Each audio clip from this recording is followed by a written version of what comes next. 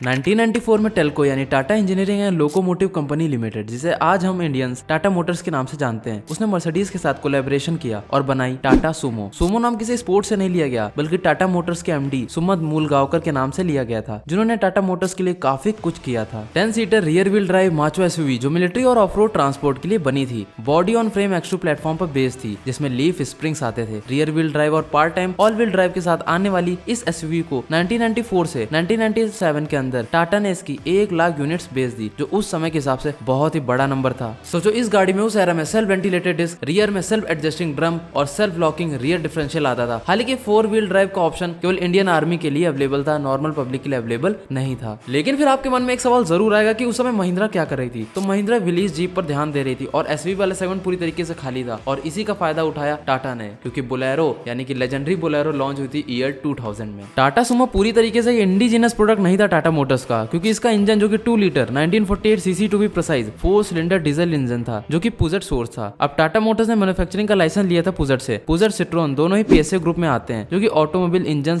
बनाने के लिए जाने जाते हैं। अब 2 लीटर इंजन सुन के शायद आपको लग रहा होगा काफी ज्यादा पावर निकालता होगा, लेकिन ऐसा नहीं, क्योंकि टेक्नोलॉजी कुछ खास थी नहीं। इनडायरेक्ट इंजेक्शन और साथ ही 2 वॉल्व पर सिलेंडर के साथ आता था, इसलिए केवल निकालता था ये 63 हॉर्स पावर। फिर 1996 में सुमो डीलक्स में थोड़े बहुत फीचर ऐड किए। 1998 यानी लॉन्च के 4 साल बाद ही टाटा ने टर्बो चार्ज इंजन इंट्रोड्यूस किया, लेकिन सिर्फ एक्सपोर्ट्स मार्केट के लिए। उस समय में ही इस इंजन को होमोलोगेट करना शुरू कर दिया था टाटा ने। लेकिन जैसे कि मैंने आपको बताया कि ईयर 2000 में बोलेरो भी लॉन्च हो गई थी, तब रियल वाला कंपटीशन मिलने लगा टाटा सुमो को। इसलिए ईयर 2000 में ही टाटा सुमो स्पेशियो आई, जिसमें 3 लीटर का direct injection naturally aspirated diesel engine मिलता था, जो 65 हॉर्स पावर बनाता था। इसे टाटा 407 से लिया गया था। जैसे कि इसका नाम था स्पेशियो, अब व्हील बेस को टाटा ने बढ़ा दिया, गियर बॉक्स, रियर एक्सल और टायर को चेंज कर दिया इसकी फ्यूल एफिशिएंसी को बढ़ाने के लिए। इसका एक सॉफ्ट टॉप वर्जन भी आता था, स्पेशियो एसटी, जो रूरल मार्केट को टारगेट करने के लिए बनाया था। और सबसे खास बात ये थी कि एसटी वर्जन में 4 व्हील ड्राइव का ऑप्शन था।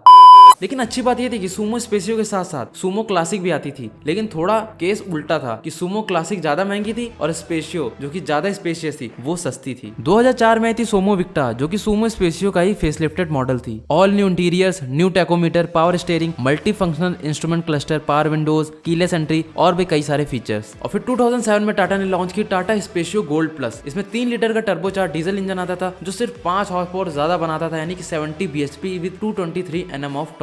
अब इसमें सबसे बड़ा अपडेट यही था कि जो स्पेयर टायर पीछे लगा होता था वो एंडर वैली में चला गया। तो 2012 में टाटा ने लॉन्च की टाटा सुमो गोल्ड, जो कि 85 bhp के साथ 250 Nm ऑफ टॉर्क बनाती थी विद कॉमन रेल। इसकी ब्रेकिंग और सस्पेंशन को काफी ज्यादा इंप्रूव कर दिया गया। साथ ही ये प्रॉपर अपग्रेड थी टाटा सुमो विक्टा की। और ध्यान रखिएगा, 2 जनरेशन टाटा सुमो की साथ साथ चली, एक लॉन्ग व्हील बेस, एक शॉर्ट व्हील बेस। अब 2012 से लेकर अप्रैल 2019 तक टाटा सुमो गोल्ड बिकी। उसके बाद सुमो गोल्ड को डिसकंटिन्यू करके टाटा ने लॉन्च कर दी टाटा हैरियर। और इसी के साथ साथ टाटा ने अपनी यूएसपी खो दी, macho true blue rear wheel drive SUV with mechanical differential and what not. वहीं उधर लॉन्ग व्हील बेस वाली Tata Sumo Spacio gold plus, जो कि 8, 9 और 10 सीट कॉन्फ़िगरेशन के साथ आती थी, उसको 2008 में अपग्रेड मिला और उसका टाटा ने नाम रखा टाटा सुमो ग्रैंड। अब पहली बार डाइकॉर इंजन का इसी में डेब्यू हुआ था, 2.2 litre common rail producing 120 bhp। Sumo grand Tata Sumo की सक्सेस के बाद पड़ा, और ये 10 सीटर कॉन्फ़िगरेशन वाली एसयूवी टाटा सफारी के नीचे लाई करती थी। सो इससे पहले हम वीडियो में आगे बढ़े, प्लीज इस वीडियो को लाइक कर दीजिए और कमेंट सेक्शन में ये भी बता दीजिए कि क्यों जब सब कुछ सही चल रहा था, सुमो सक्सेस मार रही थी, तो क्यों टाटा ने ट्रू ब्लू एसयूवी छोड़कर एक फ्रंट व्हील ड्राइव मोनोकॉक चेजी पे